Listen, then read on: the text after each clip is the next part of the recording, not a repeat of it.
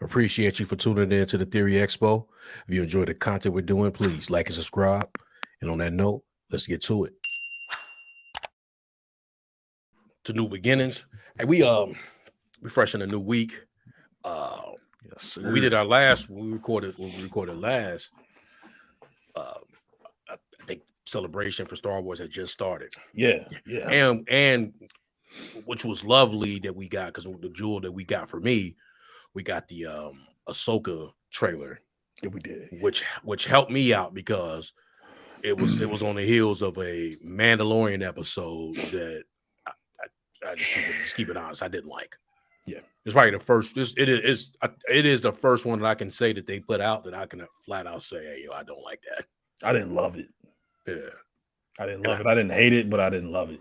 I need to go back. I still need to go back because I watched our conversation about it again, and I was like, maybe I need to watch it again because I remember coming out of it like, pause, like, hell no, I didn't hear. Listen, watch you and listen to you. It was like, all right, I can. The Darksaber thing threw me off so bad that it threw me off the entire episode. Yeah. Right. That even though when I saw when they showed me, because I'm not seeing Lizzo and Jack Black and Christopher Lloyd, and obviously I'm having a problem. What it let me know is, let me just measure the tone that I need to understand what this is going to be about.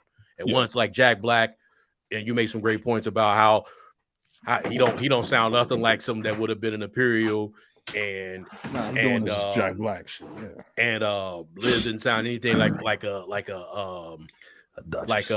Duchess, and even to the extent that Lloyd for me didn't really sound like a separatist, right? Like from what we've gotten, they had a different take on it, whatever.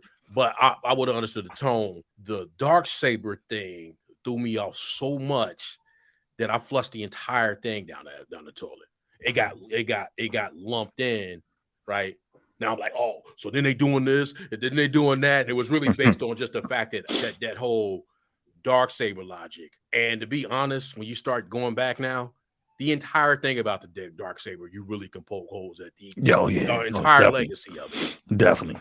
Dope to see. I was just thinking that today. If you accept the Dark, because some people don't like the Darksaber at all. It ain't supposed. Darksabers are not supposed to look like that. For some people, right? For some people, but But when you start looking at the exchanging of hands and then the stories is told about, even in this episode when Bo told the story about the saber, and it's like, well, is Maul the last one to win it? Right? Like did it really mean that? You know what, y'all Mandalorian stories. Because and then you start again. We went into the last episode where it was like, oh, okay, now we taking all receipts on Mandalorians, all the Mandalorians we ever got. Let's go ahead and y'all got some bullshit rules, and it was all for me, all rooted in that Darksaber. It was just that threw me off. So then we got the Ahsoka trailer, and I was like, thank you, because now I don't gotta think about that no more, right? Yeah, exactly. I don't gotta think about no more Star Wars Celebration, and that was really the thing. And we're gonna get into that some of the news that come out. Yeah. To be quite honest, for some of the things I've become numb to, just the simple fact that how many things that they announced that before it's even good or bad that we just never got. It's just the drama within, right? Yeah. Drama within to get that Ahsoka information, and even then when we recorded, by the time we were finished, literally you go to sleep, you wake up, and they said, oh yeah, Lars is they walked him out, or they walked him out for us. Yeah. Saying that I think in the trailer that the people at Celebration saw, they saw Thrawn's face. Okay. He was. Yeah, I didn't see some. I saw some leaks. Yeah. Yeah, they say, and I was watching some people like, look, we was there. That the image y'all seeing is from a bad, you know how it always, it's a bad camera, the bad angle. Like he really got the red eyes. They say he looked. We gonna find out when we see. Yeah, I can't wait. Right. So we got that. There's other scenes that was in that trailer that we've seen. I'm sure everyone has seen leaks of. It's one of the reasons I sent you the text I sent you earlier. Like, we got to talk about some things about time we get to the. Yeah, definitely. We don't have to get into it now, but we get into it at time. But like, that was good news. Then we get back. So coming off that, and then we get into right back ain't cheated. It's Wednesday again. We got the Mandalorian episode. You can see we got in our little in the title in the whatever we call it, the bookmark or whatever. Mandalorian chapter 23, the Spies. Spies. Shit started off hot for me. So we haven't talked about it with the Shadow Collective, and it was like we instantly come to the point where we finally see Moff Gideon. We see full Moff body Gideon and standing up, walking around, talking. New hairstyle. There, he looked different, didn't he? Like, yeah. He got different let the fade or season something. grow out. Lineup ain't quite there. You know what I mean? You got the Yeah, first thing you notice, you see when that happens, like, man, a lot of stuff happened off screen, right? Him escaping. It was something else. I had a couple notes about different things. Like, wow, you really started to notice that when I saw Moff, he was like, man, we didn't see him escape. That's cool. But then it was a couple other things like, wow, we didn't see that. Like, a lot of the only thing we saw on screen is what they put in Boba Fett when they gave us Mando, and then Mando and Grogu reunite, and all that happened on screen. But everything else about this show happened off screen. I say all that to say we get into it, and it's hot immediately. We in that room with the Shadow Collective, right? When they call the Shadow Collective. Yeah. And the first one that for anybody that read it was in the EU. What's my man's name? I forgot his name already. But Thrawn's right hand. Yeah, Thrawn's right hand. We know Thrawn. He was way better. But we still don't know though, because this version we ain't really got fleshed out super. Yeah, we just got that, and who knows if we get huge that. in the EU though, in the original EU. And who knows how that go? They keep making these things where it's like 8 episodes. You start seeing these things like these shows that they're doing outside of Andor. There's so much going on for 8 episodes, right? So who knows how it's going to happen with the Shadow Collective, anything like that. It was just the fact that, okay, this starting to feel like, for me, this starting to feel like Mandalorian again. And without getting over kind of going, that was just the beginning, but ultimately, and then they brought up Thrawn's name, and I want to get your kind of opinion on, I felt like it was some of this between Gideon and Thrawn. Yeah, I wasn't expecting that. Like, he was talking like they was, like he was being very passive aggressive. Yeah, right. And 100%. What'd you think about it? See, my thought was that he was. I asked what you think about it, like, because it was definitely passive aggressive, and to the point where I ain't expecting them to be Codees when they go down. No, it's not. I don't think they're gonna coexist. Yeah, somebody gonna be out the picture by the time they come around. Yeah, that's that. You're right, man. That's a good call, man. I was shocked because I really thought he was gonna fall in line. Like, I'm only, I thought it was gonna be like some, awaiting our grand, what I mean? Like, I thought he was gonna be kind of paving the way for him to come back, but he's talking like they was on the same level. And I feel him though, because he like, hey man, I done put in work over the last few years. Yeah, like, I'm the one that I had the child at one point. I was trying to set up cloning, took out the Mandalorians. I had the Darksaber. I took their leader down. I did all this stuff. Y'all keep talking about Thrawn that we haven't seen yet. So I mean, he was kind of coming from that perspective. Like, he's not lying though. Yeah, he's not lying. He's like, I'm here, bro. I've been facts. here. Your boy been somewhere playing with Pergil.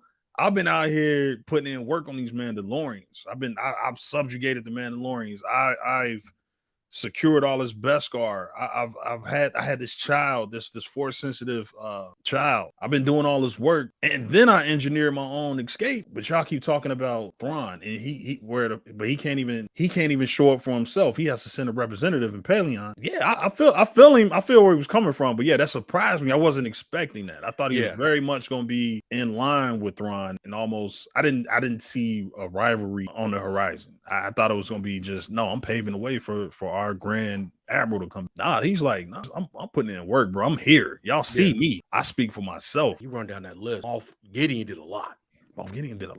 He's a big villain. Like he's a you know what I mean? Like, he did a lot, like for real, like in terms of like established. Because even for the story we're gonna have to get to, and we're gonna have to deal with it, that he even carrying out Palpatine's work. Yeah, he doing that. Right. Like, I don't know how if they, that's down the line. But ultimately, like with the cloning, like he walking, he's doing that. He doing that. Like you say, he took down the Mandalorians. So he took down the Mandalorians. Yeah, right? yeah, right. And he He still took him not. down. He took down Bo and them. Yeah. He got the best car. And we find out later that he definitely took him down. He hatched up a plan to deceive, not to jump ahead, but yeah, he played a part in basically bombing Mandalore, taking over Mandalore and bombing it and securing all that Beskar. And then you would even think he's behind the whole propaganda of, oh no, your planet's poison, don't come back here. Yeah. So he can build this base so he can make his own soldiers, you know what I mean? So he can he 100% behind that. Yeah, in he's my 100%. my opinion. Yeah, so he's very much in this meeting in the beginning of the episode is very much about him showing his work. Yeah. He's saying, this is what I have for you guys right now. This is what I can show you right now. You keep talking about this plan from Thrawn. Basically, I'm assuming they haven't really seen Thrawn in years. I'm assuming Thrawn sat out the galactic Civil War. You know what I mean? Thrawn wasn't there for the original trilogy, basically, right? Yeah. I don't think Thrawn had a fleet. I don't think he was engaged in any battles. He basically got snatched out at the last minute, right when they started the race, basically. You know what I mean? Like he basically got right when they started the war, he got snatched out. Had he been there, would the war have turned out different? Maybe, probably so, but he can't claim anything when it comes to the original trilogy. And Moff Gideon is saying, I can. I give you Mandalore. Here it is. You know what I mean? This is what I did. And he had the troopers, right? He had the droid troopers, right? The Dark Troopers. The Dark Troopers, sorry. Yeah, he had the Dark Troopers. Gideon did a lot, bro. Well, Gideon did a lot. Gideon did a lot, man. And Gideon is like, not only did I do a lot, I can show you what I did. And I'm doing more. Yes, the Mandalorians are, and he says to the Shadow Collective, and he uses that to broker a deal to say, yeah, man, I need a little bit more support, man. The Mandalorians, I need to basically finish them off for good. I did a lot. I bombed it. I glassed their planet, but they're back now and they're trying to reclaim their planet. I need reinforcements. And by the end of it, he convinces by sheer show of what I've done, he convinces the Shadow Council to say, you know what?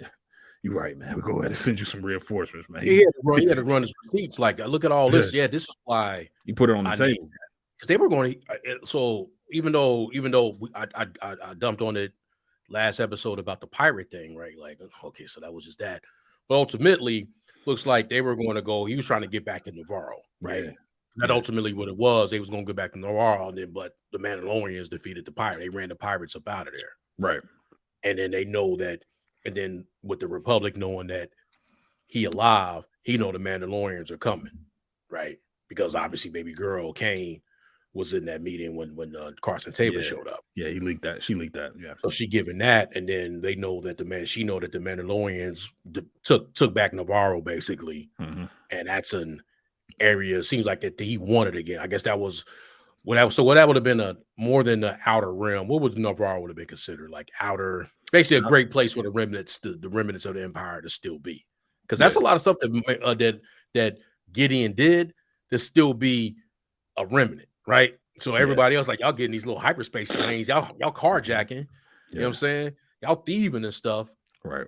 I'm doing all this and still being a remnant where I still ain't making too much noise. Right. I'm still out of this. That's what it sounds like, right? I'm out of the sight of the Empire. Just enough, they don't really check on this planet a lot. They don't have any deals with this planet. So yeah, he's still out there, like out of the reach of the Empire or the Republic. The Republic.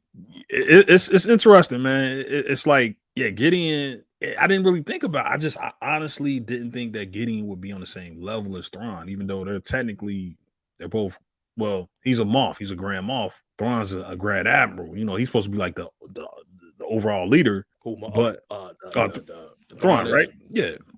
Right. I always wondered about that because I always thought I always been under that Thrawn would be, but wasn't. So what would have been a difference between Tarkin? Because Tarkin was a Moff, right? Yeah, Grand Moff. And he was and Thrawn. You're right. He was a Grand Moff.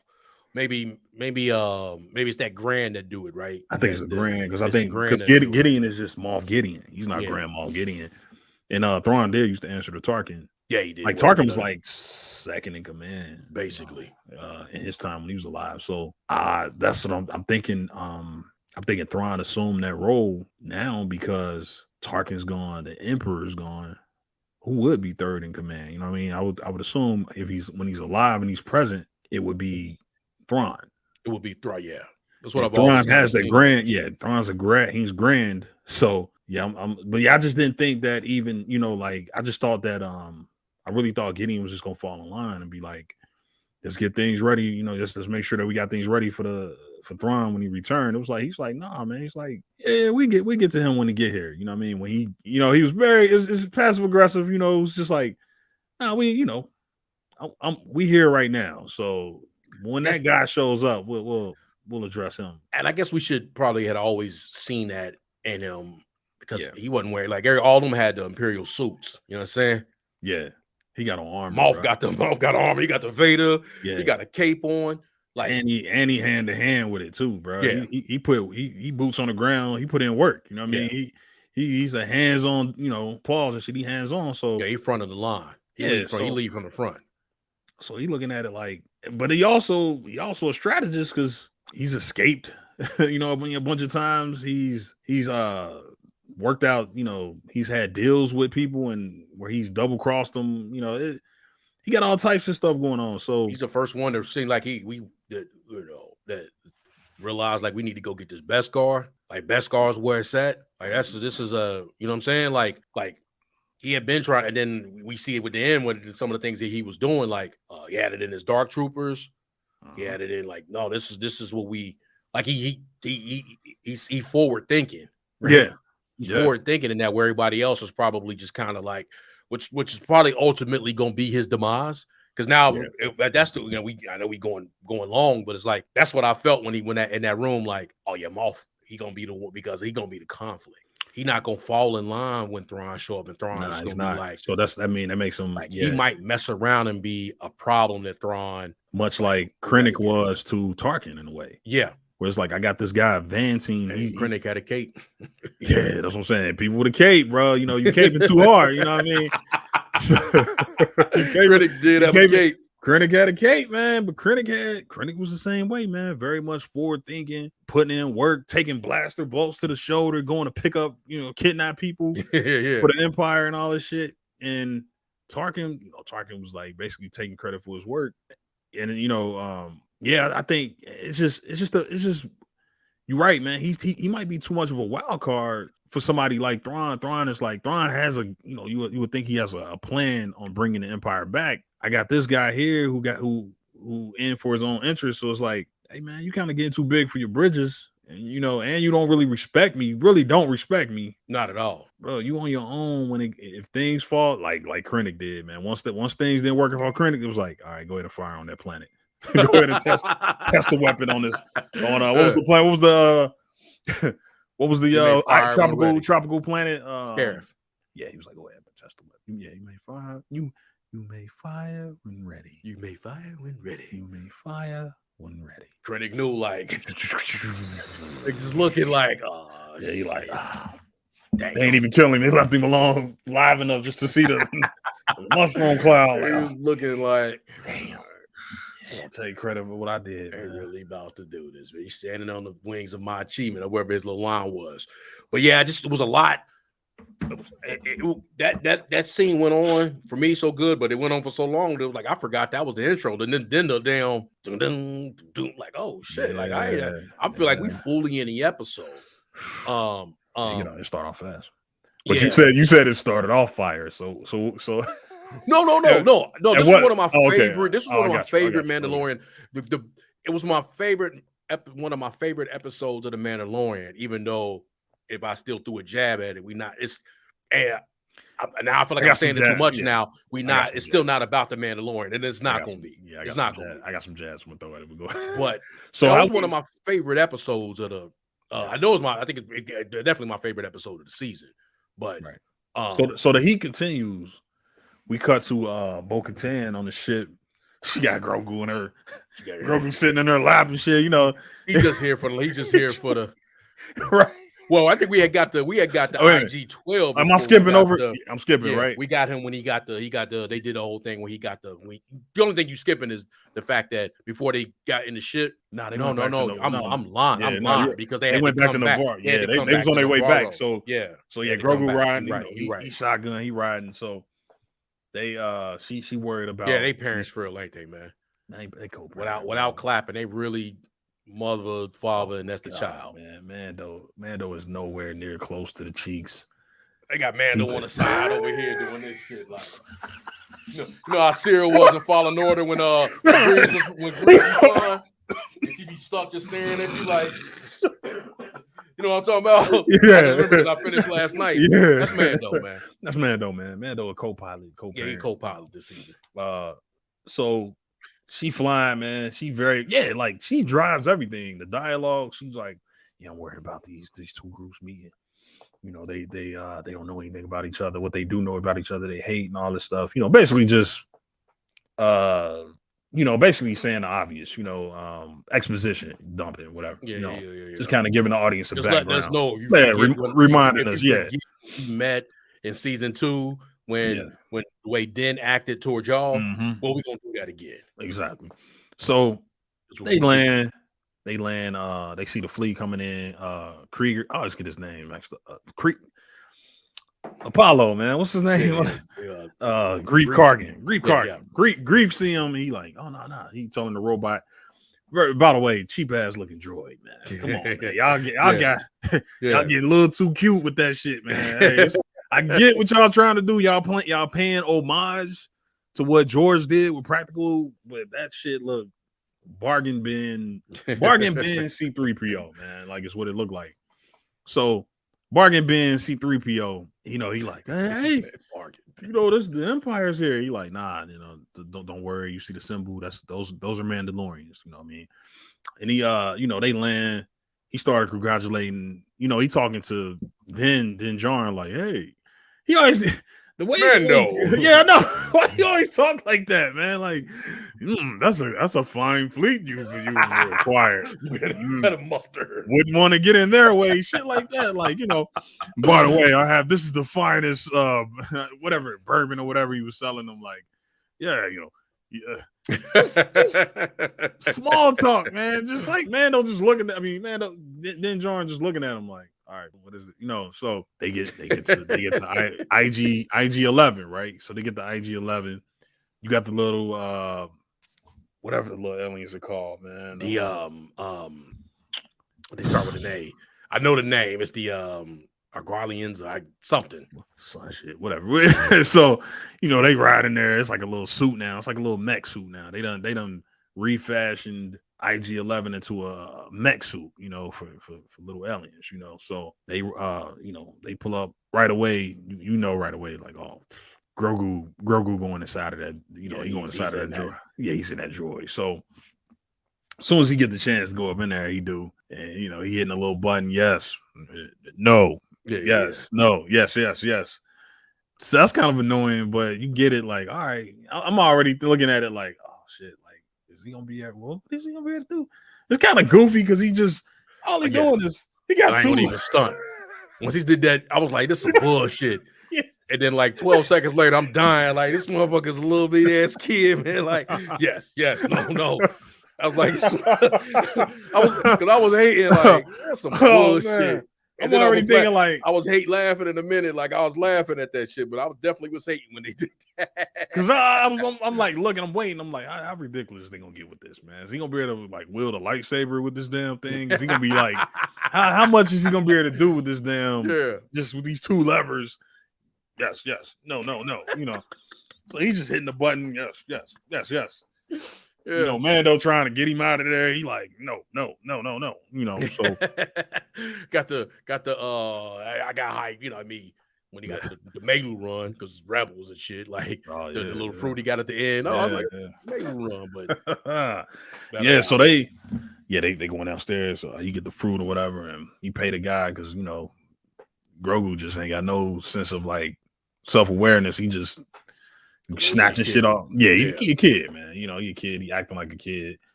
He can't get him out the suit, so he just let him be in the suit. You know what I mean? So we finally get to the he let his ass be in a suit. So we finally get to the two factions of the Mandalorians. They finally get to meet. They square off. They face off. They sizing each other up. Old girl looking at, she take her helmet off. Axe Wolves, he out there. He looking across. He looking at Paz. By the way, we don't know any other mother. Any of them other Mandalorians with their helmet on, we don't know none of them. I'm surprised they ain't been cannon fodder, man. Because once they They start are in doing a way. all that, like, well, no, they are. like y'all all about to when, just get when shit go down, when somebody die, when all that be them, you know, that be them dying, you know. Because we don't know any like when it comes to the watch, we know Den, we know Paz. No, just the children of the watch group. Yeah, we know 3 people. Yep. It's been 3 seasons. We know and the 3 armor. people in the armor, and include Boba Fett. We know, no, yeah, I guess we know his son too. Boba Fett, yeah, but we know 3 people. That's it. But I'm not saying we know Boba. I'm saying they've appeared in all these different at these different times. Yeah, we only know 3 people. I'm like, oh, y'all about to. I guess that's why we figure in the beginning, the first season, they all got it. Well, we're gonna get to that. But then we know, like we know Bo-Katan's crew. But then, like you say, we got all these other Mandalorians. And you know my line, they look like better Mandalorians. But they do. Yeah, like you say, they had the standoff. Yeah, they had the standoff. They sizing each other up. Paz, of course, he looking over at Axe, like, you know, whatever, you know. But the armor come in, she like. By the way, man, this is so like my only critique, bro, is like, y'all do so much in just like posturing and like it's very like what's the word I'm thinking of? It's like it's hammy, right? It's like it's like like all these, you know, and then the armor do this thing where she yeah. Mandalorians. Yeah. Will you make camp? We invite you to. Yeah, it's hammy as fuck. We invite you to make camp. And it's like, damn, man, just turn down that shit a little bit. You know what I mean? A little bit. I like it, but it's like, damn, it's so much of that. That is like, damn, just turn that down a little bit. But anyway, yeah, they make camp. You know, they still just staring at each other. It's very much like you just supposed to just read. You're supposed to read them with their helmets on, the facial expressions. You're supposed to read their facial expressions with their helmets off. And then you're supposed to read the ones who got their helmets on. You just kind of just reading there's no dialogue. They're just staring at each other, and before what I found weird, right? And that is that they really had tents, like they really set up camp. Like my Mando, we have a nice plot of such and such. And they really out there with tents. I'm like, man, they ain't got no builders, no nothing. They really like about to have tent. They probably about to think they about to, like, if they were to stay there, that would be how they live.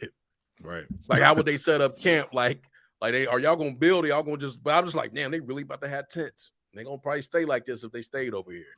Yeah, they like nomads. Yeah, you know what I mean? It's like nomads, and then there's mercenaries. You know, I mean, I guess that's what they all like that, but the 2 groups are different. Though I feel like. Obviously, the ones who keep their mask on, they're more like traditional. Of course, they're more nomadic. Whereas the other group is like, nah, bro, I really want to go sleep in this ship. That we got a fleet back here, bro. It's air conditioning over there. Yeah, we good. Like we used to technology, bro. Like we only put our helmets on just because we got, I can see better out of that. Like, we need that night vision. We in the battle.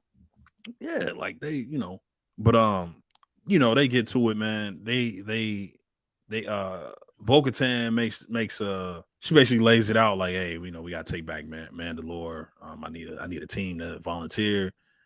And then we get this moment where it's like, now let me ask you about these, because I'm gonna ask you about some key moments throughout this episode. This is the first one. What did you feel like seeing this moment? Was this at all to you like I don't want to say an epic moment, but did you get chills? Did you feel anything, pause, like where you was like, damn, that's kind of dope, where they just all stand up, I will go. Like and that I will go. No. I will go. I'll go. I'm keeping a buck beyond like and maybe that's what that moment was meant to be. But in my mind, for a while now, it's like all this they setting Bo up for failure. So my mind, I'm thinking like, okay, that's cool, but like this is really somebody in there, and we're gonna get to that. Mm-hmm. It's just setting Bo up for failure. Like, and my antennas, that was more of an antenna raise, than being like, but I get you. I believe that was a moment to be like, showing them unite. Because I didn't feel anything. I'm just, but I didn't feel nothing. Yeah, that's what I was getting to. Like, I was. I want to know if it was just me. Like, am I like? No, I don't. Yeah. Did I miss? Was I just being jaded? It wasn't it wasn't a for real like legit. This is the way moment, right? You know they had what's your line about I am Groot. Sometimes Mando they especially this season, and it's again we taking receipts. So this season has been you start noticing all of this is the ways. And that made me want to be a this is the way moment. It definitely was not that. If it was trying to be that, it wasn't. Yeah, I'm just like that. I'm sorry that didn't land. Yeah.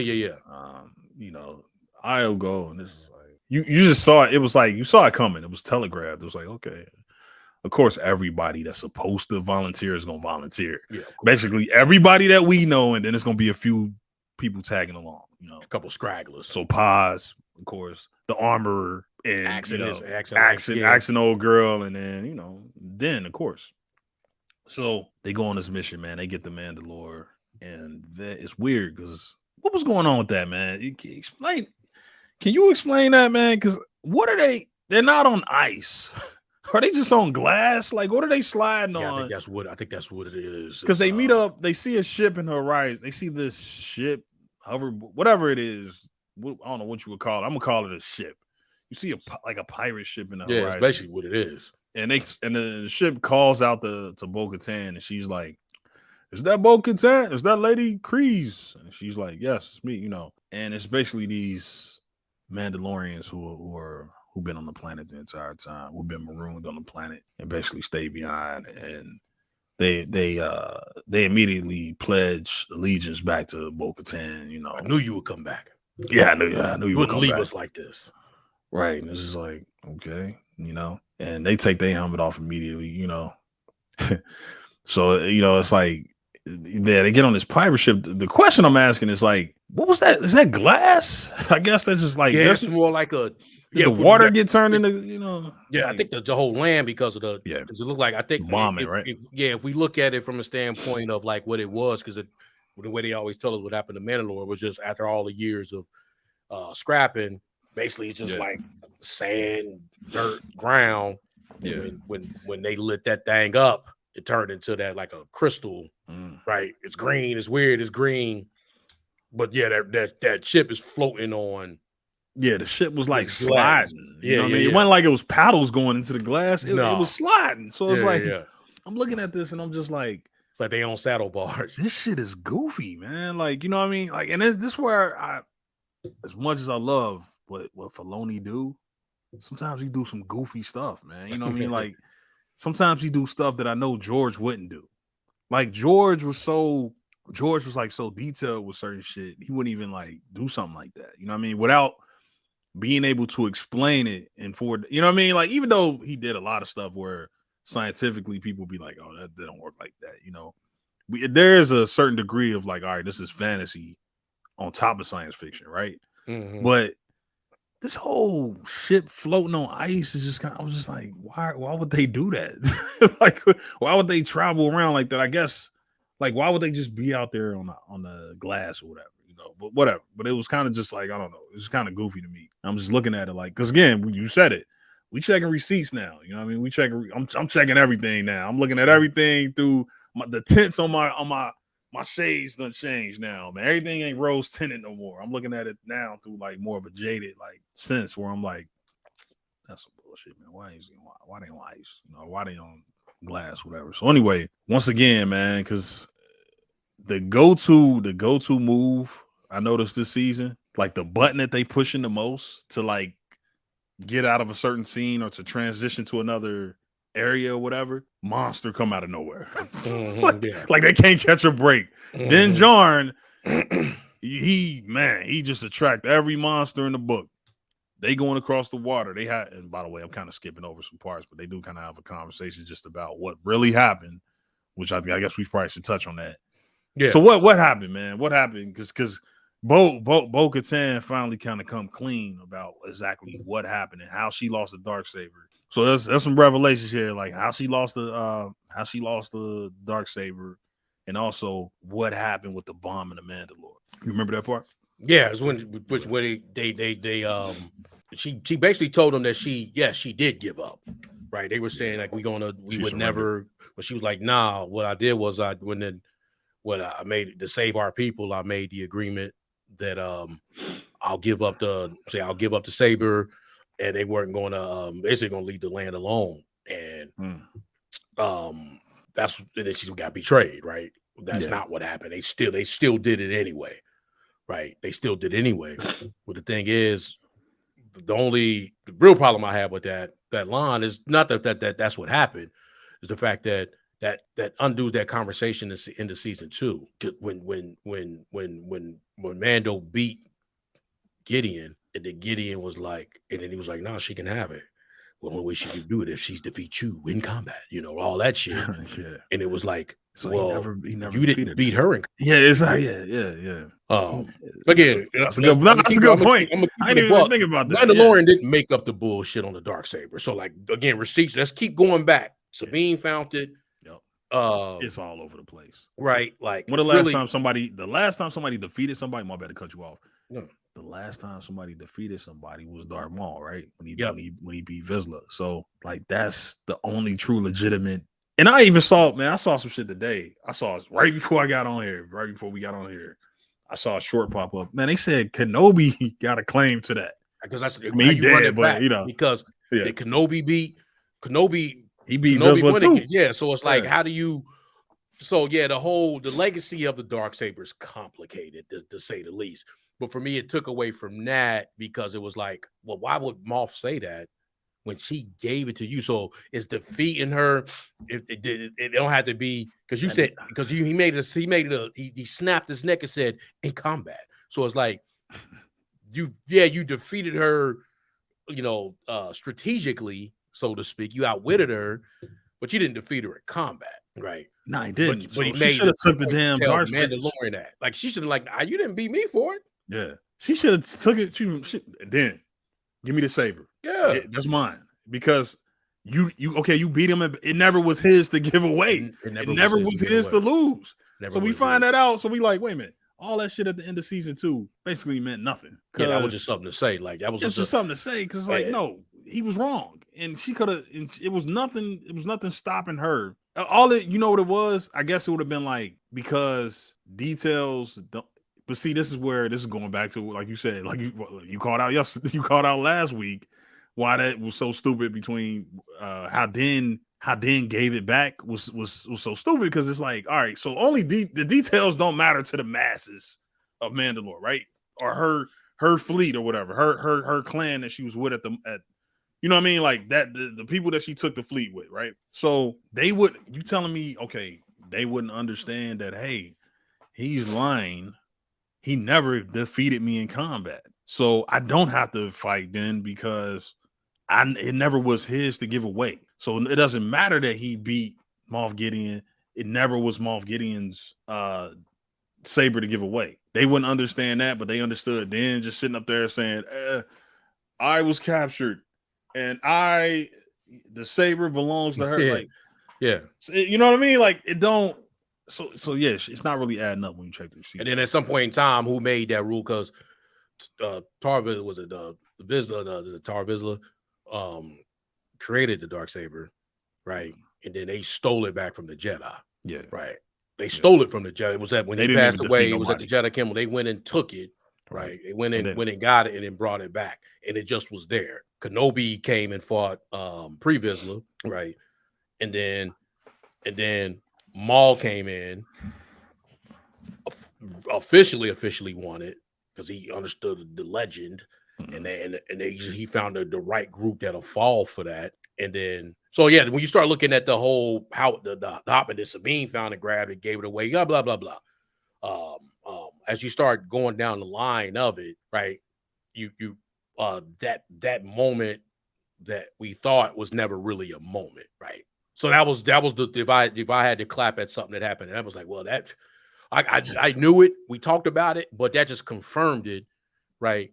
That this is just a weapon, and that's okay. And that's okay. Yeah, that's okay. They milked it for all they could, right? They did. Now They milked it for all they could. You got what you could out of it. They Now milked the it for all they could. luster is the luster. It don't have that because it never. Yeah. When she said that, and it was like, why did my first thing? Well, why did Moff say that she had to win in and back? But only thing I can get going back to the armorer's conversation in Mandalorian in the Boba Fett episode, the Mandalorian episodes of the Boba Fett, when she said that is that the only reason that matters is because some people believe that. That's what I'm going. Yeah, that's what I was trying to get. To your point, we don't know when that crew and when those other night owls that she got, Axe Wolves, when they came on because they wasn't part of the Clone Wars, they wasn't none of that. But whenever she got there, because like, why would light skin be sitting there, Sasha?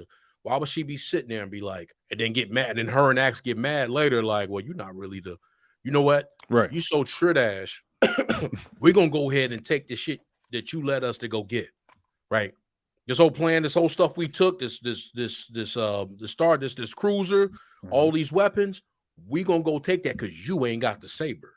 You ain't got the saber. We followed you before, but now because that happened, but then like you say, get to that point where, well, you know what? Yeah, we understand that because we understand the fight, and it's just a like, weird dynamic with the saber. And I'm going long about that, but it was just like that was the one thing right there that when I was watching it, and I'm like, what was the whole thing about that moment that he had to say that out loud? And you know what? Beyond everybody else believing that Bo-Katan believed it. Yeah. That Bo believed that, like, to the point where she was mopey in the first episode of The Mandalorian this season, like, to the point where she was mopey, like, well, you didn't, I gave it to you because I surrendered it to you. He's surrendering it to me. I surrendered it to you. We didn't go hands. No, they didn't. And that was kind of just the audience was thinking that. I'm thinking we're all thinking like, oh damn, Moff Gideon beat her in battle, and that's how he got. No, come to find out, he took it from me because we made a deal. Now, this is where I would play a little bit of devil's advocate. And like you said, we're going long on this, but just to close it out, I would say, if I'm playing devil's advocate, I would say, well, did she do that because she just didn't want to reveal the fact that she surrendered? Because it seemed like nobody knew about that, right? It seemed like that was a revelation to her crew and everybody. Like, they kind of just looked at her like, damn, I didn't even know that. Like, so I mean, was it just that was her secret? Which was a great counter argument, if you want to call it, a great point to be made, because that could have been the point. I really would think, and to shoot everyone bail about that, I think they're just going out of their way to let us like not to get too deep, but they just showing us that whole the way shit, whatever interpretation you have it, a lot of it is like it's rooted in bullshit. Yeah, to a certain extent, right? Like it's just like religions. It's just like it was like if you carry everything, and not to shoot at religions, it's something good for everybody and whatever they follow. But like when you cast, if I look at you a certain way because of my religion, I gotta look at the roots of what I'm talking about, right? Where am I getting this from, right? Because some lore that you may have may just be a story that was told. It wasn't a way to do business. It was just a story that was told. The Darksaber was a story. It was a story behind that weapon, right? And it kept going, and it grew, and then when you see in this stuff, and I think what they're trying to do, maybe not always the best, and sometimes in a good way. Season 3 been up and down, where they like y'all really see like the way these people are living. You see all these different kind of Mandalorians and this and that, and it's like they pick and choose what's important, and then they pick and choose when it's important. Yeah, exactly. And if now when you start looking at when you start looking at Clone Wars, you look at some Rebels episodes, that's been a thing. Yeah. Like, we gotta fight.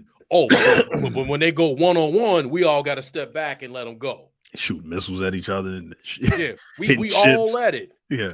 What's the name? Sabine Mama looking at her like they all scared. Saxon and them turned on them. They all going at it. But once Gar and Sabine went one-on-one, Kanan and them like, hey, yo, we got to go do. No, we can't do nothing now. We got to let them go. Yeah, it's wild. Same thing that they did in this episode. We got to let them go. We got like, okay, now we draw the line. Yeah. We all just been shooting at each other, missiles flying, but now it's a one-on-one.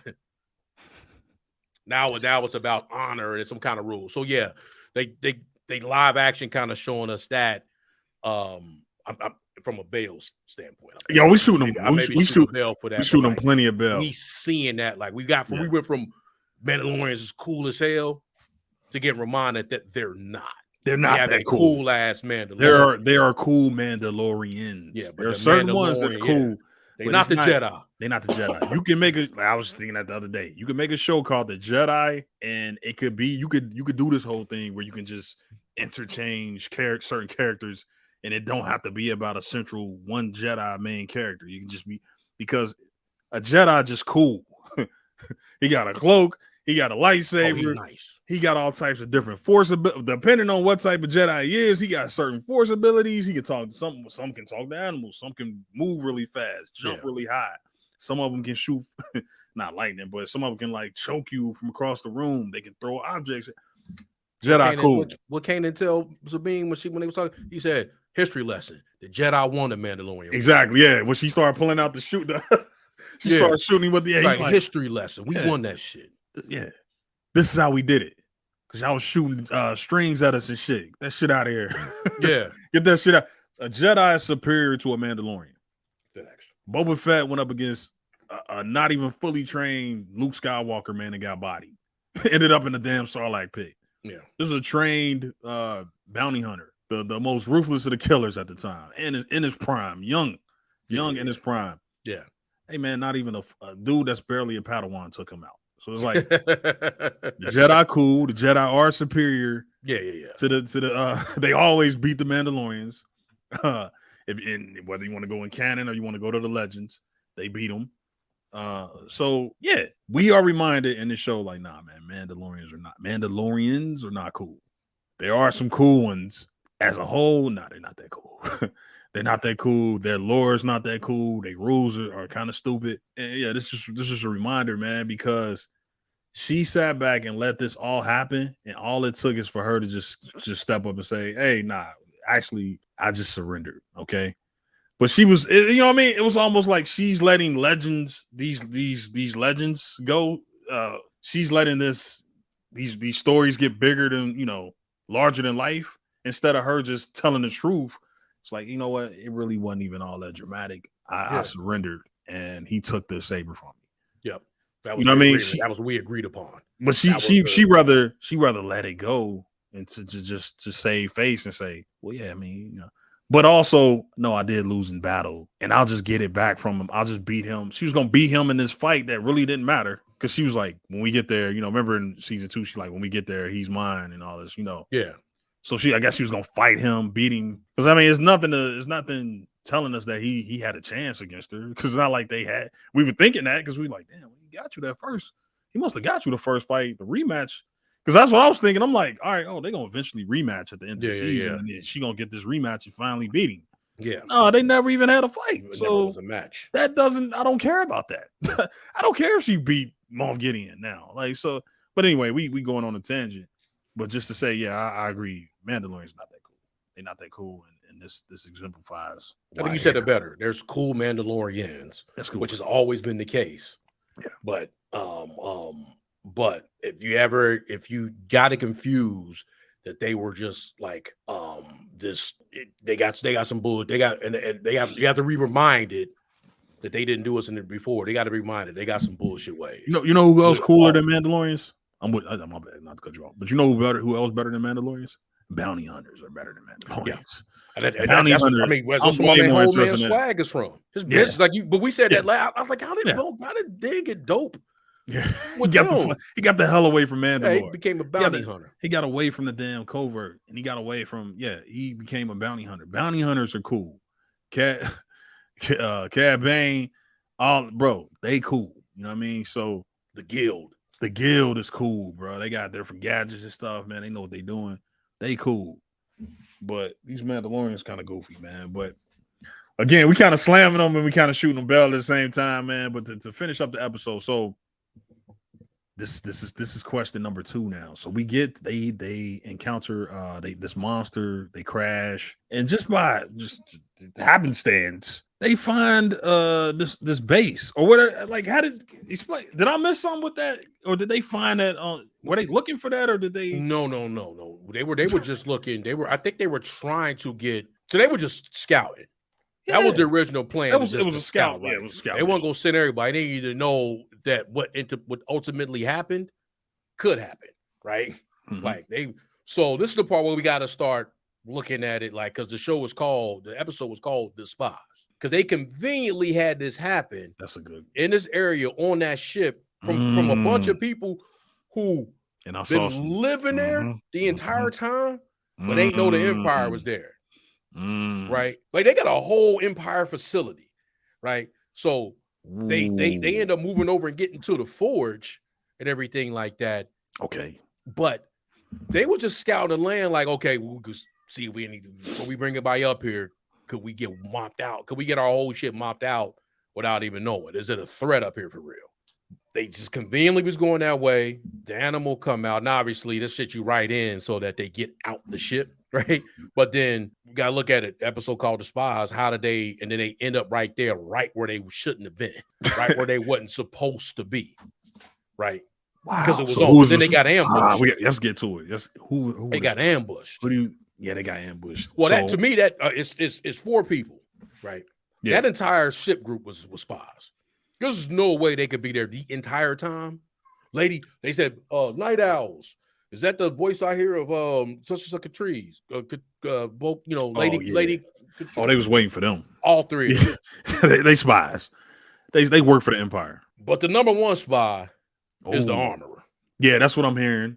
I saw like some. I didn't watch the full video, but I kind of saw like some. So wait a minute. All right, so give me your theory. But I'm gonna tell you, I have a theory though. I don't have like this. Okay.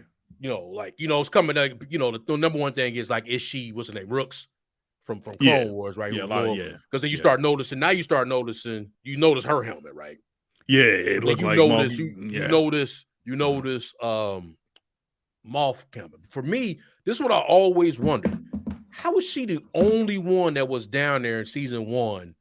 I always wondered that, like, how was she the only everybody? Yeah, that survived. And how is she the only one? Yeah, this is what I'm gonna tell you.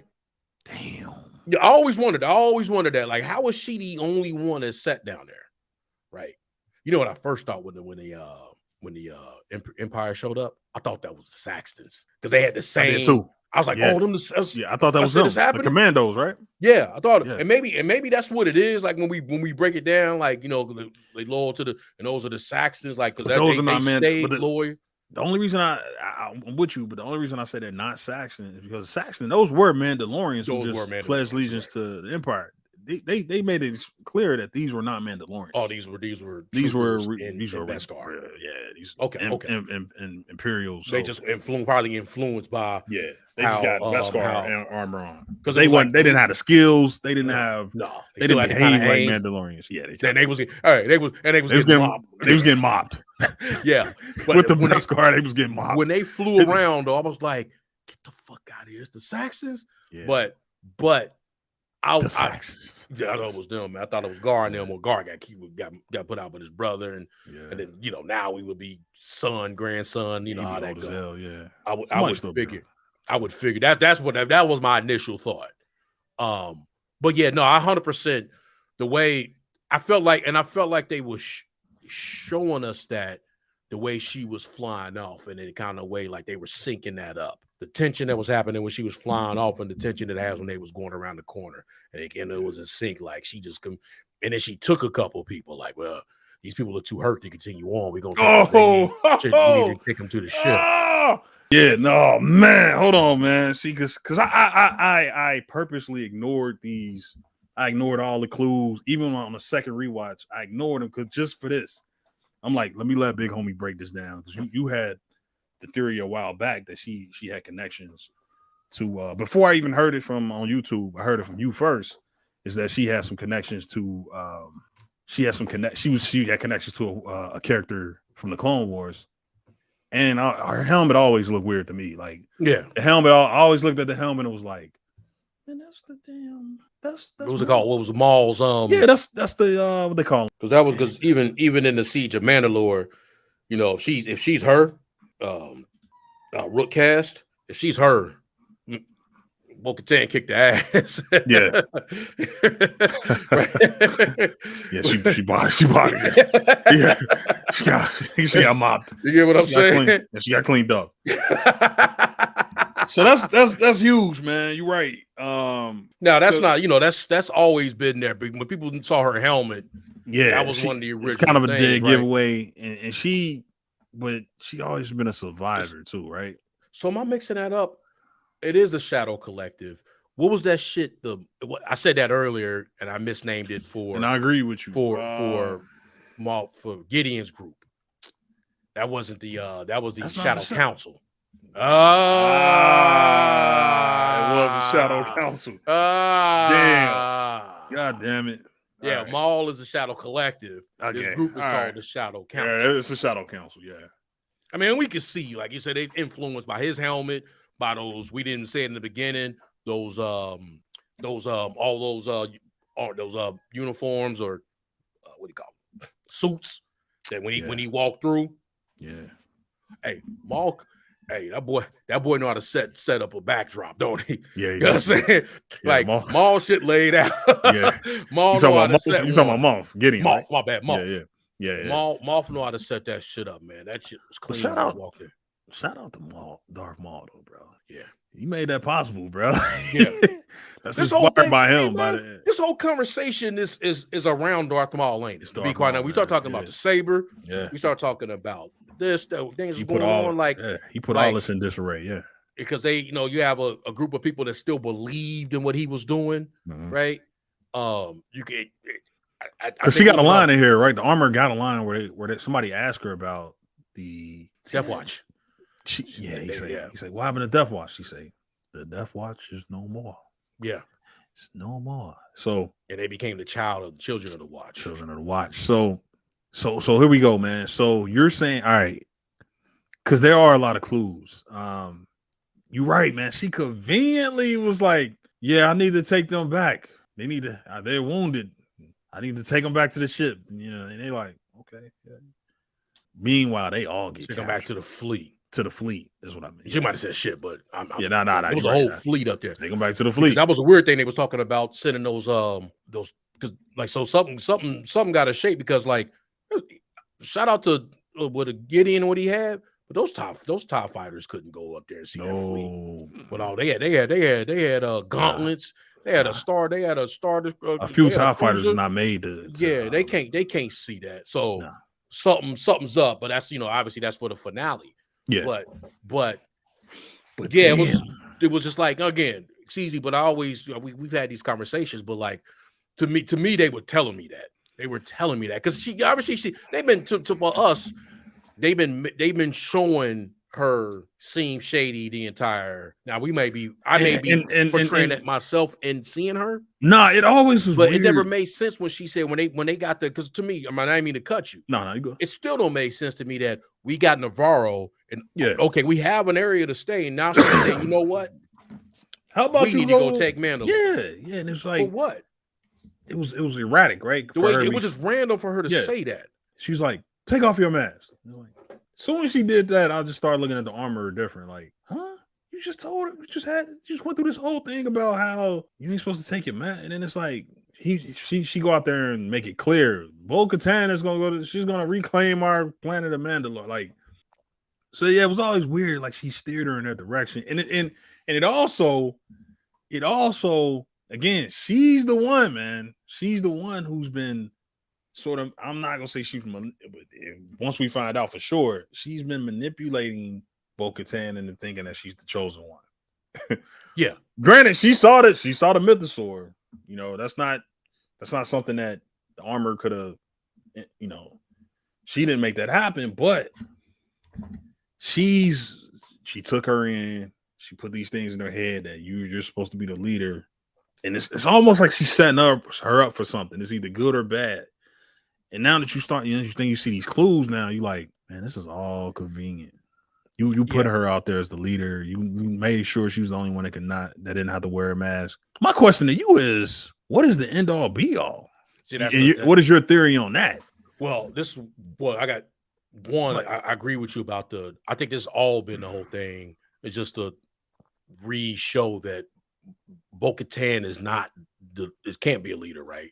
Long as they keep trying to put her in place, they continue to keep having the ability to have different factions. It leads to they'll always be scattered. They'll always be scattered, right? Yeah. Because that's not her place, right?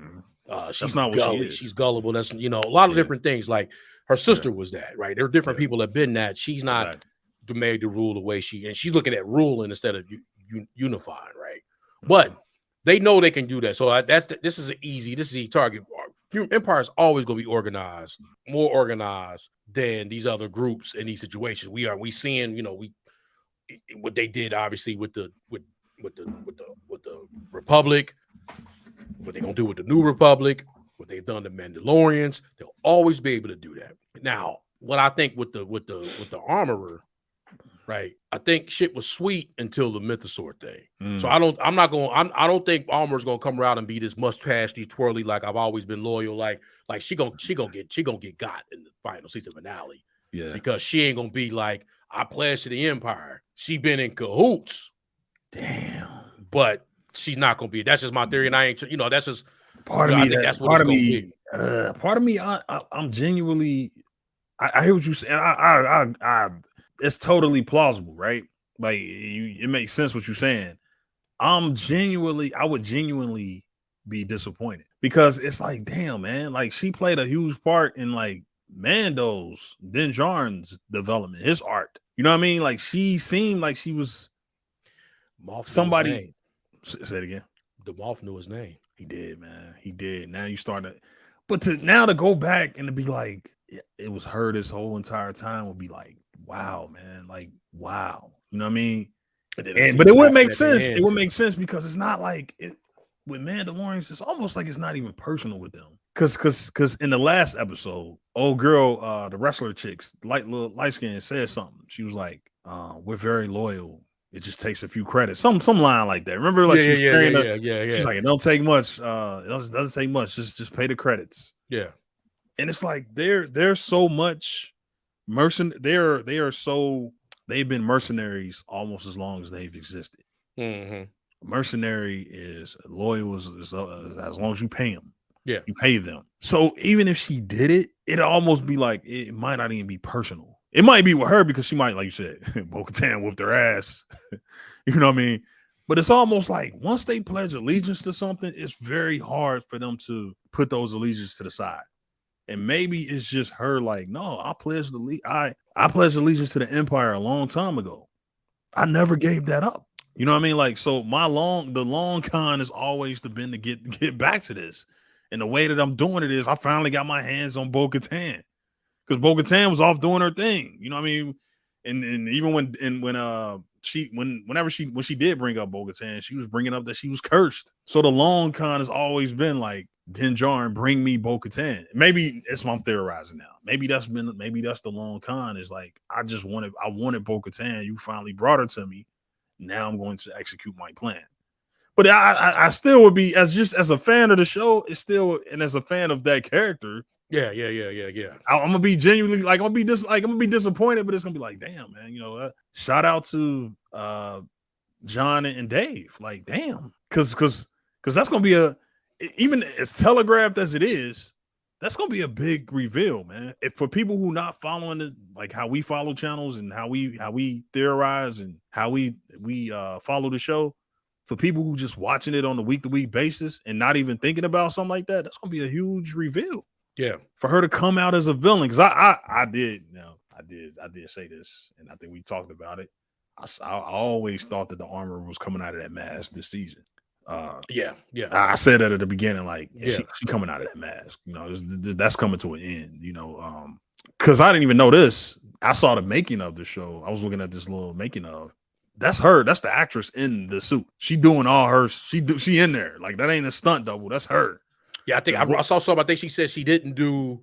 Or at least in the first season, she was. Sorry, in the first season, she definitely was. I don't know about this season, but in the first season, that was her. Yeah, That was her. I forgot her name. She Emily Emily Paul's on her Swan. last name. Swallows. Slow too. I try to take it back. Wow. Pause. Yeah, Emily Pause. Like She got a porn name. Hey, she got a porn name, bro. She got a porn name, don't she? Damn. He said Emily Swan. Fuck. Stop right in the middle. She got the most pause. She does have a porn name. She got a porn star name. So Emily Pauls is Emily Pauls was in the suit, man. But anyway, yeah, I think we see her face this season, bro, and it's gonna be because she betrayed him, man. You know, Oh, she could be in that room with Mando. Yeah, because they got Mando. Once she walk in and she ain't in chains, yeah, jig is up, and that helmet coming off. So all that shit about you can't take your helmet off, maybe that was to hide her damn identity, bro. You know, so like because it could be her rule, right? Like when you think about it, it could be her because that's never been a thing. No. And if you start getting into the that we might be going so long and we just look up, like we say, we give them more credit than what it is. And it's like it really was just those three dudes, or it might have been what's my guy come in and actually save everybody. Might have been Axe flying up, you know what I'm saying? That's why he wasn't on the ship when they was definitely was there, because Axe bounced. And Axe never there when it go down, right? Yeah, y'all. Yeah, he ain't never took. I guess he was on, but he was. I'm lying. That's Captain. I think Axe good, was on the ship when they took. Axe gonna be Axe gonna be Lloyd. One thing. Yeah, Axe was on the ship when they took the ship in the Bo-Katan episode of Mando. Yeah, he helped get the fleet. Yeah, he was there. Nah, he was. As a matter of fact, he probably was the one watching the fleet while they was doing the mission. He couldn't hit the side of a bantha. Yeah, he was. Yeah, he was out there. Yeah, he was out there. Yeah, he was out there. They do be hammy, man. When it worked though. Yeah, when it worked, it worked. Yeah, I was gonna say, but don't lean into it too much. Shit. When it worked, like don't hit the side of a bantha. Like, all right, I'm with you. I'm with you. I heard you. Yeah, I see you. Yeah, but yeah.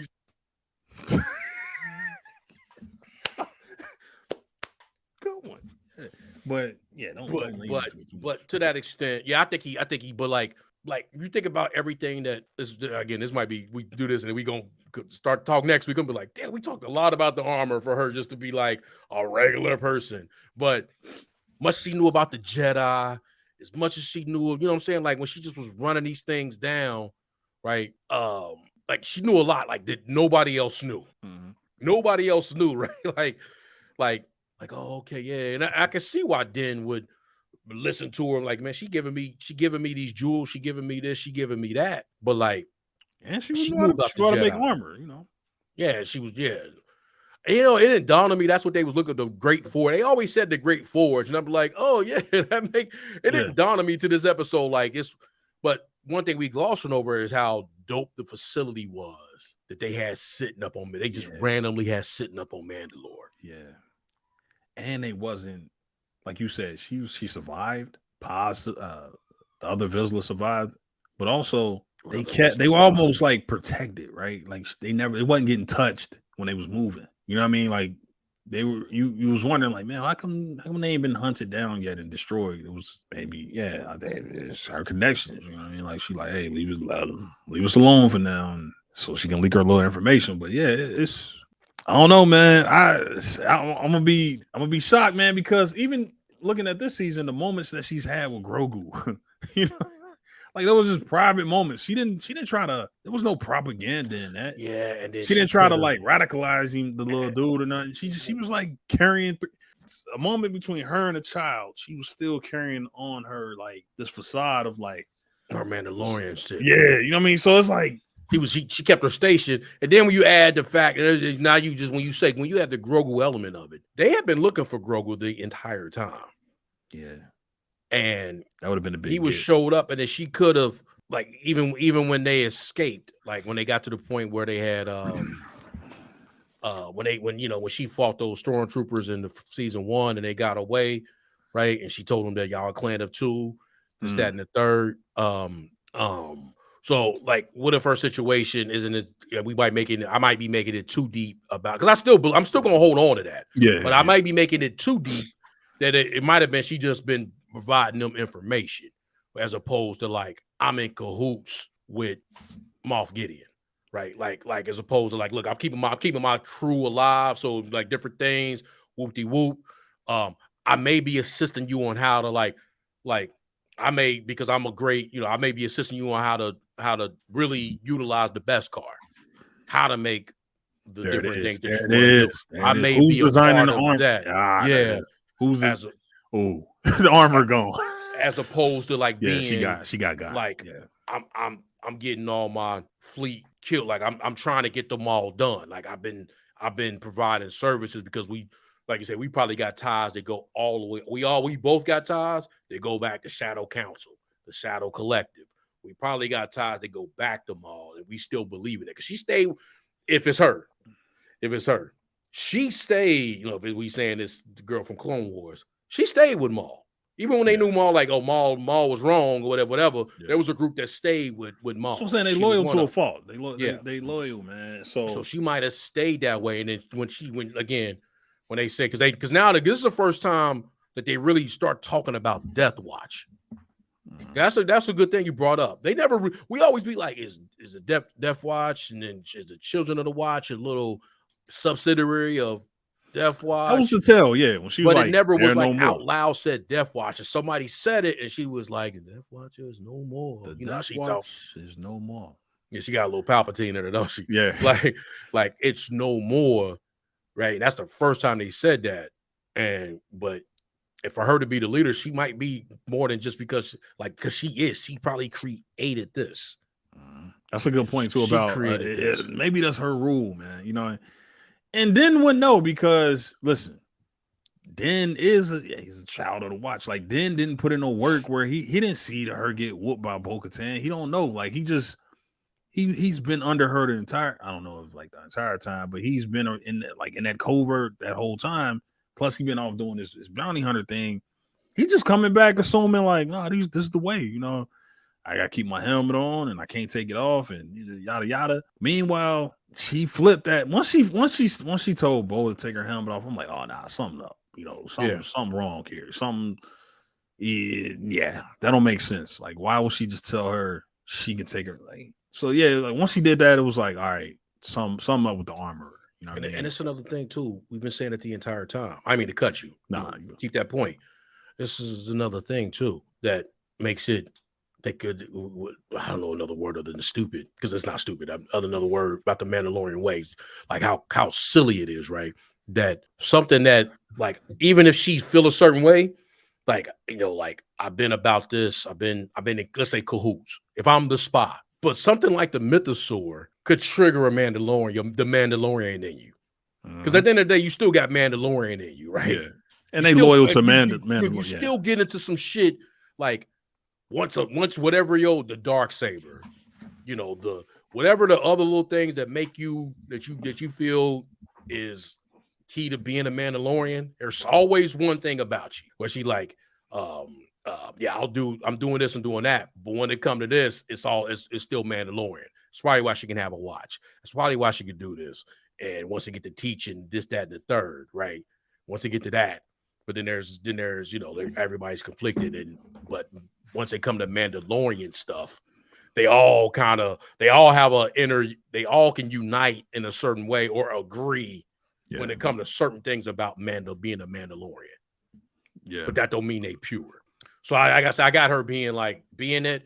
I don't got her being 100%. I still think she's gonna eat it because I think she's gonna try to do something with her Mandalorian. Either way, I agree with you. I agree with you either way. Either she's like you said, either she's gonna come back and realize and sacrifice herself, or she's just gonna eat it because she's just a villain and it's just her time. You know what I mean? I do think we don't see the armor past this season. I think because Vizsla ate it, right? Vizsla eats it at the end, and that would be on her watch. Yeah, and no more. It was more right hand. And let's get to that. Let's get to that because that was my next. Did you feel anything? Pause. Question. Because I that moment I felt like that was supposed to be a big moment, but again it felt. I'm sorry. Like I was just kind of like okay. Oh, Vizsla going down. I knew he about to die. You know what I mean? Once he closed the door, I was like okay. But I feel like that was supposed to be a big moment, and I know it was supposed to be. But honestly, man, I just didn't. Yeah, I don't think that's a character that they. No, I agree with you, right? So I didn't feel anything. I felt story-wise, I like the story of it all right. I like what was happening. Yeah, but I'm not connected. I don't think that was a thing that happened for him to. Again, I said my line last week, and I was laughing, and it wasn't a hot take. I wasn't trying to make a hot take, but when I said about Bad Batch season 2 versus Mandalorian season 3, one of the things they did was they did with Tech to make what they did with Tech make me feel a certain way when Tech fell off when he fell off the cable. Yeah. But they did that with Tech walking in. Pause. Yeah, I felt that. Yeah. When I watched Andor, and I hate always doing this. So one of the worst things that ever happened to the Mandalorian was Andor. Yeah. Oh, that's a good point. Everybody who took everybody who took a dive in Andor, they got episodes where you like, oh, they about to eat it. When Kino, now we don't know. We heard some rumors going to talk about that about him being back in season 2. Yeah. But what happened? But how they fleshed him out, even with the Krennic, not Krennic, what's his name? His name was Krennic too, wasn't it? The guy, the little dude with the manifest that he gave the Cassian. The guy was like, got climb when he got hit. The little man's the one who died. I don't think his name was Krennic. I know you're talking about Kremlin or something, whatever. Kremlin or something, yeah. I know you knew when you saw him, like, oh, he gone. He gone. But they set him up. Like, oh, okay, so everybody who in those situations where that happened, his mother, different things like that. Like, though they set, so they didn't do that with Vizsla. He just was a prick the whole entire time, and then he had a noble moment. Now it was the same kind of moment he had. Now, the funny thing about it, if he had died in the episode when he first helped Mando, in season 1, yeah, we'd have felt more because they had their conflict, and then like. He stepped in and this is the way him. Like he didn't have to do that. He still did it. That's what I'm talking about, the Mandalorian stuff, right? They got their one way, but then was like, then there's a Mandalorian way of doing things that no matter what we got going on, we all gonna get into it together, right? Like no matter what, I think we've talked about that. No matter what it is, if it's something to one of us, it's something to all of us against some kind of other group. But we just jump in and we ready to help each other out. But had he ate it right there, wow, in season 1. But nothing from this season would make me feel a certain way. I knew, like, he went out, he was going to go out. It was a good move by him doing that. Yeah. But there was a part where I was like, damn, that's Jon Favreau. That's your character. That wasn't really. You think it was still him doing the voice this season? I sound like it wasn't. I felt like it was him, but it maybe not. But yeah, I mean, it probably was. With that being said, it just was one of those things where it was like that wasn't the character. Hell, I'll be honest with you, if it could only be Bo-Katan who go out, that you'd be like, what? Yeah. You get what I'm saying? Like in terms of like setting up the season where hell, what would have been like anybody else that would have went out. I don't think it was another character I was going to bring up that's been part of this season, but like Grief. Grief went out. If Grief went out, I don't even know if I'd be like, you think so? Because right now, Grief went out right now.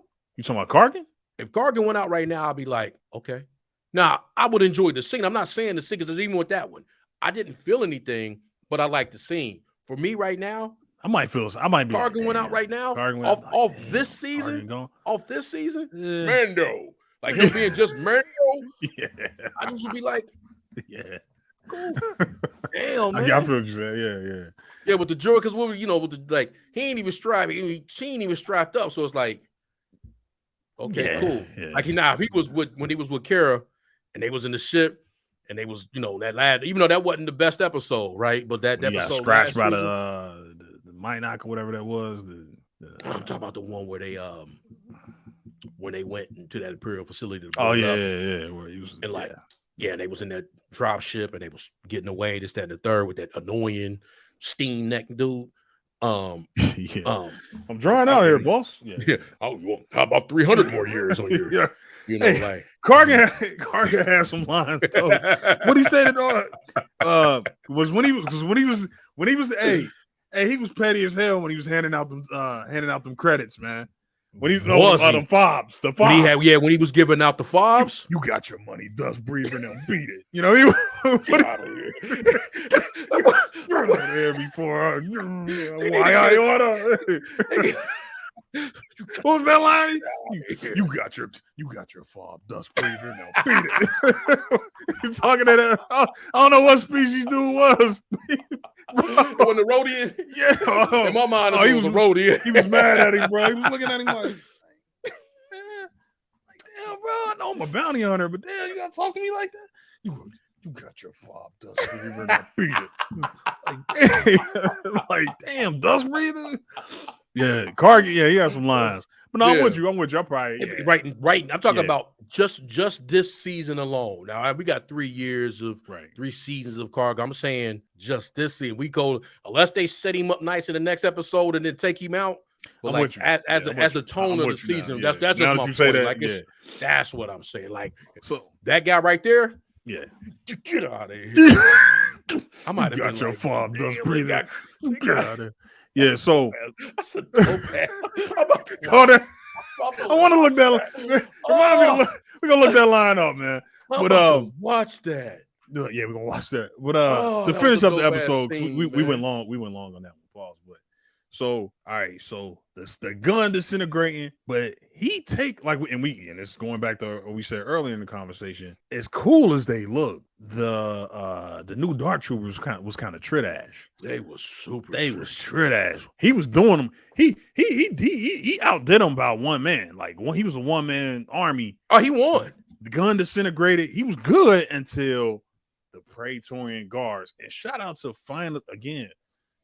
John and Dave, man, for using assets that they got access to and actually making good use of them, right? Because what have we seen from the Praetorian Guards, really, to be honest with you? What have we seen from the Praetorian Guards? And we've seen them get mopped.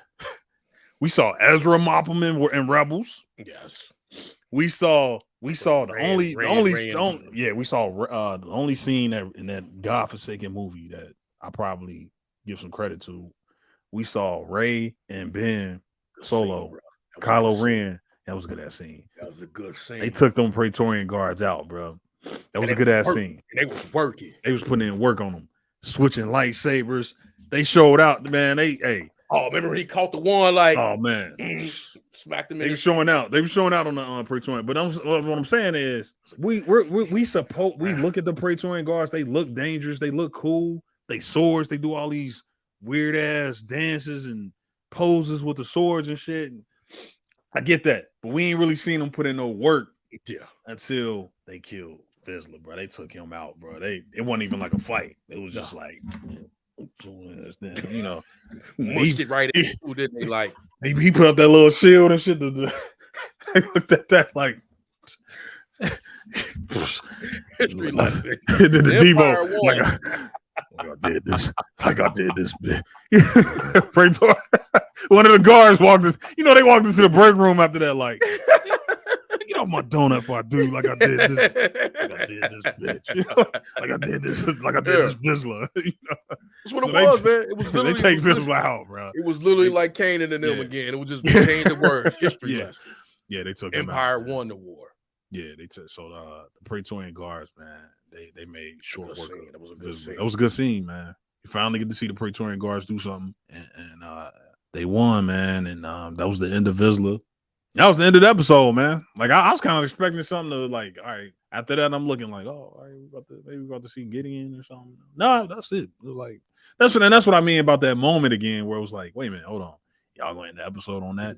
Like y'all really thought that was a moment? And I think, and I'm not, and don't let me. I don't want to come across like I'm.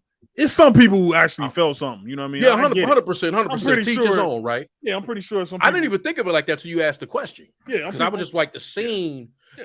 Let me go. My bad. I keep cutting you, my guy. No, I'm just saying. What I was gonna say. I was gonna be like, my bad. Go ahead. No, I was just.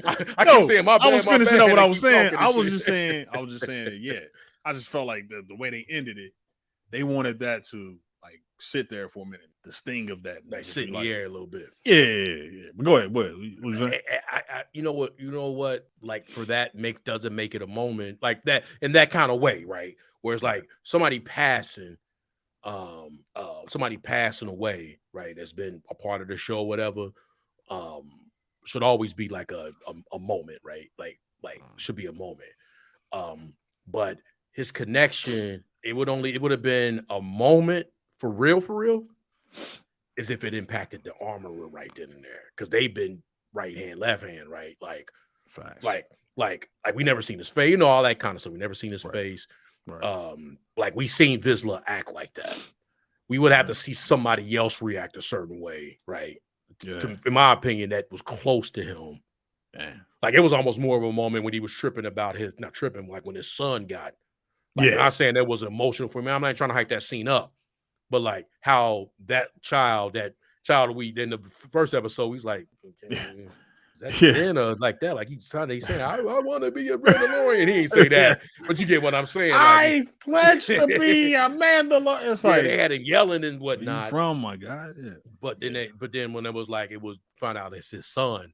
Yeah. So if it, so it was like maybe and from a scene standpoint, like having somebody that Vizsla really mean, because you didn't even have Mandalorian there. Like the men, like Den wasn't in there, right?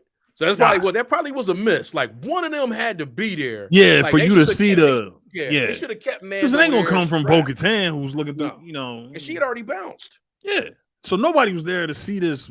Matter. That knows that he's. I mean, I'm pretty sure they knew he was done once he didn't come through the door, and they was like, "Oh, okay, he's staying behind. He done." But yeah, you're right. That's a good point. Somebody needed to see that, and receive that, and be like the finality of it. Like, oh, he's dead. And yeah, especially Din Djarin, right? Because we know that he's close to the armorer. Mm-hmm. Like you said, they damn near parents to the kid. The way they was doing it. So. But then we know for a fact they saved each other's life, or he saved his son's life, but he bailed Dan out. Yeah. Basically, he saved his son's life, if you count Grogu. So they both saved each other and their kids. So, they got like, and they constantly used to butt heads. Yeah. You know what I mean? They got into several fights. They got into 2 fights. You know what I mean? One was just, because the Paz was just super disrespectful. You know what I mean? This nigga was just, he come in like, what do you say? Apostate. Yeah, the apostate. He eat with our enemy and all this stuff. Yeah. And then he challenged him for the Darksaber. So they got like a connection, And they butted heads this season. Yeah, and he butted heads this season. So it's like, but he also stood up for him, several times. So it's like, so that's his brother, man. Like should have been a moment. Yeah. If anything, for that even though they was going to take Mandalorian. Yeah, then should have been right there. Then should have been made he should have been made to watch. Like, watch your brother. Remember when Thor had to see Thanos snap Loki neck? You're gonna die for that. Some shit like that. Yeah, you'll die for that. Damn, hold on. Shout out to Thanos. He snapped his brother's neck, but he did that after he stabbed Heimdall. Yeah. And he always look at Thor when he do it like. Look at see this coming. Oh, fathers, let the dark magic flow through me. Oh, okay. That was a mistake. Let's see this coming. I bet you didn't see that. Just looking at Thor like.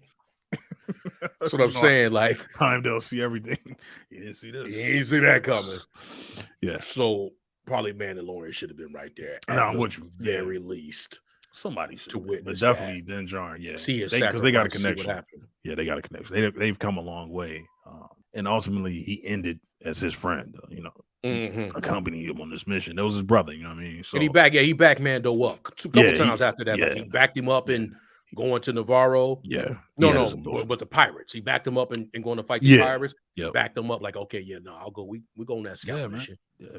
We go on that scout mission. Yeah, that was his guy. So that was the end of the episode, man. So we kind of touched on a lot of stuff. We went an hour and 30 minutes into this. But we touched everything that we could, pause and shit, like the theorizing on what the armor, what her intentions are, the impact of these scenes, and just like Bo-Katan and Bo-Katan also. What happened to Bo-Katan? She got captured. No. She she got away. She dark sabered and got the crew out. She did. She told my man to come, and that's when he's like, "Nah, y'all get out of it because we ain't gonna make it." Even though it was only like 6 of them things. And this go to my really only like 6 of them. This go to my other theory about my theory about the finale. How many episodes we got? 2? Just 1. That's it. Okay. See, I'm not sure. Okay. We talked about this last week, and then we sort of came to the conclusion that this is really the Book of Bo-Katan, and we theorized on. We said a couple things. We kind of was. I don't want to say we was early. I'm gonna have to go back and look at exactly what we said, but we see now that's coming out. A lot of people theorizing that, and we talked about this, that Katie, she been running the show because Pedro Pascal off doing other things. Man, he got other projects. We talked about it at the beginning. Yeah, he getting work. But I've held on to the theory. I don't know if Bo-Katan is making it out this season. I don't know, bro. I can see her making the ultimate sacrifice as well. Because I'm like, it's too much. It's too much of her. You know what I mean? Like, and she's been around a long time. She's done a lot. That's who we've been, and usually that's what happened, right? Once you get more of, that's who they. I just said it with Tech and Bad Batch. Exactly. Yeah, that's what I mean. Once you get to a point where you like, damn, man, you did a lot. It's almost like that's a signal saying, yeah, this character out of there.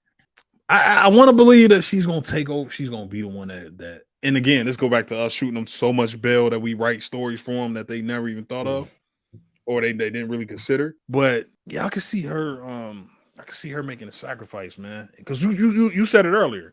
She's not really the one to lead. She's not meant to rule Mandalorian. She's not, man. She more of a. She could be a hero, but I'm like, you had 2 chances at this. Over the years.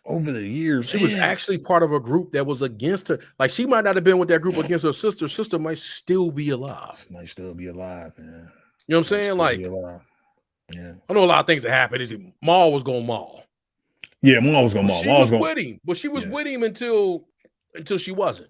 Until she wasn't. Until she was in cahoots because her man, because what's the name? It was in cahoots. Yeah. Was they together? Was she with Vizsla? Nah, she was just following him. Nah. There ain't no romance. I remember ain't no romance. Ahsoka's ass though. Which one? She smacked Ahsoka's ass. She did. When Ahsoka had a little boyfriend, or she wanted to be a boyfriend, Lux or something like that. Yeah. Ain't no romance. Just in Filoni Star Wars, bro. I just don't feel like he. I don't know. Maybe that's like something he learned from George. Like, yeah, I don't know if he want to be the person to say she died from heartbreak. Yeah, he don't want to ever. He might be holding that against George. Like, he didn't agree with that. Yeah, he probably was like, I want to. We probably because he probably the only person that can fuck with George. That's right. Remember, you did that shit. You did a lot of things, man. Yeah. Poetry, right? It's like poetry, right? Yeah. Where was the other part of that one? Yeah. I don't know what other part of that went with that. I know you didn't want to kill her. Right. You're right, man. No, we laughing, but that's in all seriousness. I think you're right. I think he the only one that can do that. He the only one that can say that. I think that's part of why he never ventured into like romance. He like, I'm not ever gonna do that, because I think he realized, like, unless you got something that's just that works like Han and Leia, you can't. I mean, he had like that. He had Kenobi he had Kenobi in the Duchess, you know. But he certain characters he's not gonna take that chance on doing a romance, and it wouldn't work anyway, because the way these shows are formatted, you know, these little 35-45 minute shows, you can't really just it ain't Andor where you can just put a romance up in there. Nah, it's very straightforward storytelling. So I'm not surprised. But anyway, yeah, overall, man, I believe you though, man. That's a good point. Before we move on, is that because I fully believe that I fully believe that they're showing us that in their own way that Bo-Katan can't be the leader. Not that she don't have leadership quality. Not saying that, but like it all goes wrong, and to her it goes wrong. And we talked about something in the last episode. One of the problems that I've had, and I'm calling it problems, but it maybe shooting them bail, but it may be the reason why we get the ultimate sacrifice at the end, because they took away a lot of her agency. Yeah. Right. You can take your helmet off. Yep. You can join our group. Yeah. Oh, she even kind of like fell in line with the armorer being the leader. Yeah. Right.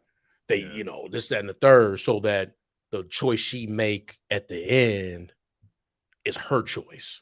Again, bail. Yeah, we shoot him bail. It's because it seems but very it was, convenient. Yeah. Yeah. But it's too convenient. It was what's the name is choice. Text choice to do that. When have we ever followed orders? Still hurt, bro. Yeah. And you know what's happening because the music was hitting so like he done. Like I knew he was done the whole season. Yeah, he was done, bro. When that music was hitting, and then they flipped it a little bit. That it's always been, and it still was, baby girl. What's my girl name? Omega kind of like being the voice of that, but it was hurting Record. Yeah, he couldn't figure out what to do. Echo stop. I said we said Echo. We started Echo. I usually mute it before we get started. I think that's probably why we ain't did no bad batch because of that. But but that music, but back to Mando, like that would be that would make from a like kind of how our conversation, it would make sense that would be. Look, 3 and 3. No, people gonna die, right? We've gone a long way without people dying, right? Yeah. Because everybody ain't staying in these shows for too long, and I would imagine this will be it. Because like you said, she been. If we really want to get nitpicking, we brought this up before. How old would Bo-Katan be? That's what reality. I mean. Like how old would Bo-Katan 50? Be? Assuming that she was just a teenager. Like let's just assume she was 19 years old when she was secondhand to Vizsla. Let's just assuming that she was young as hell. Because I think she's younger than the Duchess, right? She was, Duchess was older. But the Duchess went like okay, let's assume that the Duchess was around, because we can look this up, Wikipedia or whatever. But if we thinking that the Duchess is somewhere close to Obi-Wan's age, Bo-Katan probably wasn't that much younger than her damn sister. Mm-hmm. So I don't think she was 19, 20, but let's say she was. That was like in the smack dab in the middle of the Clone Wars. That wasn't even Revenge of the Sith. We're still in the middle of the Clone Wars when that's happening. That's Darth Maul coming back and looking for Kenobi. The war ain't over. That's about, at this time, that's like what, 25 years ago? When you count the 20 years it took to get to Yavin, and then another 5 years after the damn. It's probably like 30. That's 30 years, bro. That's like 30 years at this point. So we're talking 30 years. We assume that you was 19. You 49, 50 years old. At the least.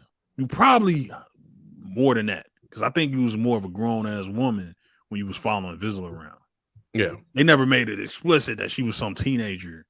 Nah, she looked like very much like a woman. Like Sabine was a teenager. Sabine was exactly. She looked like a teenager. Snips was a teenager. Snips was a kid. You know what I mean? I ain't never looked at Bo-Katan and thought kid. I was like, nah, this is a woman. So she in her 50s. She not a spring chicken. She not like, oh, you gonna grow into this great. No, man, you either there or you're never gonna be there. You 50 years old, not a spring chicken. How much longer are we gonna carry on this character? You know what I mean? She gonna it's like I just don't see her ruling Mandalore. You know what I mean? I don't see her ruling Mandalore, and I think her character is sort of run her course. She's had this entire season to herself. For the most part. 100%. Her show.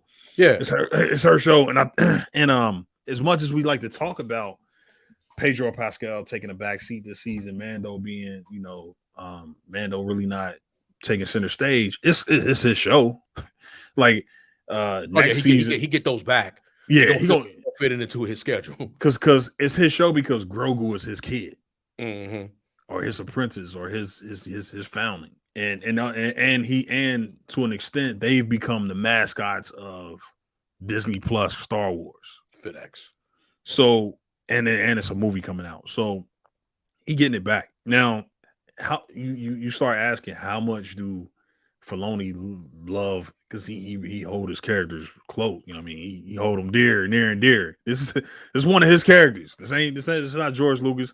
Bo-Katan didn't pop up in Phantom Menace or Attack of the no, Clones. none of that. Nah. This is Filoni. This is another one of Filoni's characters. That's the question: is how much do we love his character, and is he gonna just keep her around for this movie that's coming out, or do he use her as a plot device, and her sacrifice inspires? Again, we talk about the unwilling, the reluctant hero, right?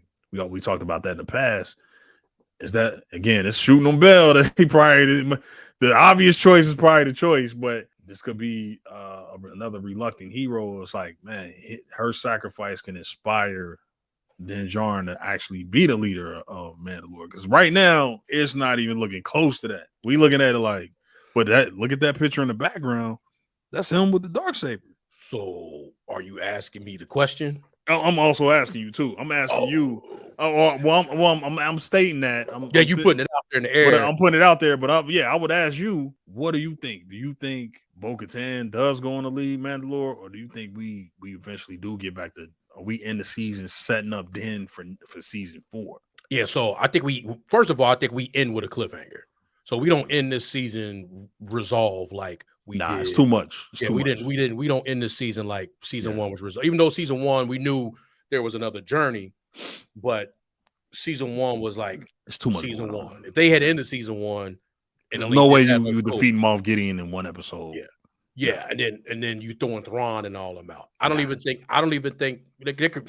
Not this season. I could see a situation. I couldn't see them even having a little situation where, damn boy, Rudy Gobert, he a problem, man. He just elbowed the mess out of SGA. He did. Yeah, but with that being said, my bad. But with that being said, I don't think we end with Bo-Katan moving on is that right? So whether she live or not, that's not the case. But what I think is going to happen is that there's not going to be a Mandalore. Like we gonna realize that that's over. Like Mando gonna be part of when we see Mando, he gonna really be part of another group, right? Like he gonna be part of a group, like probably not around Mandalorians, because they might go back to what they've been doing, bounty hunting, mercenaries, this, that, and the third, because this don't work for them.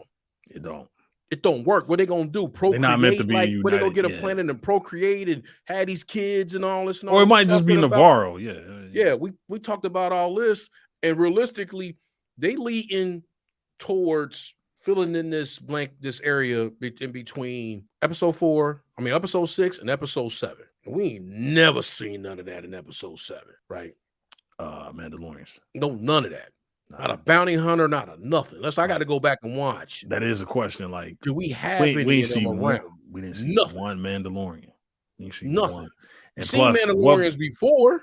Yeah, not in the sequel trilogy, did we? No. No, I'm saying like Mandalorians was in the. We had Boba Fett and yeah. We had the Jango Fett and prequels, right. And then we get the Clone Wars and all this and all that. We fill in the blanks. And then we get to this area. But this is it.